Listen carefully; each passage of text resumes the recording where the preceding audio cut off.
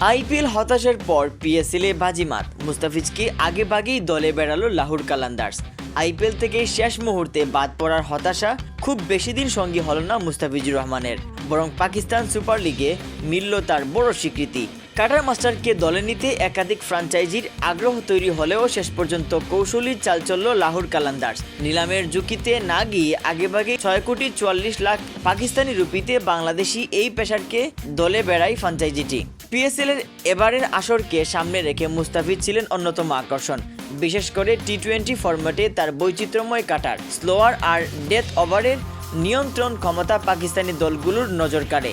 ধারণা করা হচ্ছিল নিলামে উঠলে তাকে পেতে বড় অঙ্কের লড়াই হতে পারে।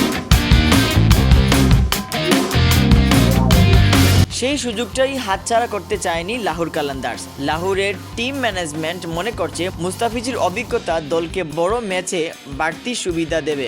পিএসএল, আইপিএল, বিগ ব্যাশ ও আন্তর্জাতিক টি-20তে খেলার অভিজ্ঞতা আছে তার। বিশেষ করে উপমহাদেশের কন্ডিশনে বাঁহাতি পেসার হিসাবে তিনি সবসময় বাড়তি অস্ত্র।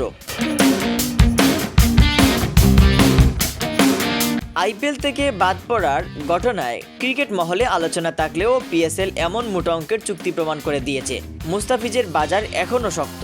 লাহোর কালান্দার্সের জার্সিতে তাকে দেখা যাবে কিনা সেই অপেক্ষায় এখন বাংলাদেশি সমর্থকরাও। সব মিলিয়েই আইপিএল অধ্যায়টি হতাশায় শেষ হলেও পিএসএলে নতুন করে নিজের কাটারে ঝলক দেখানোর বড় সুযোগ পাচ্ছেন মুস্তাফিজুর রহমান। Mohammad Yahya, CS news.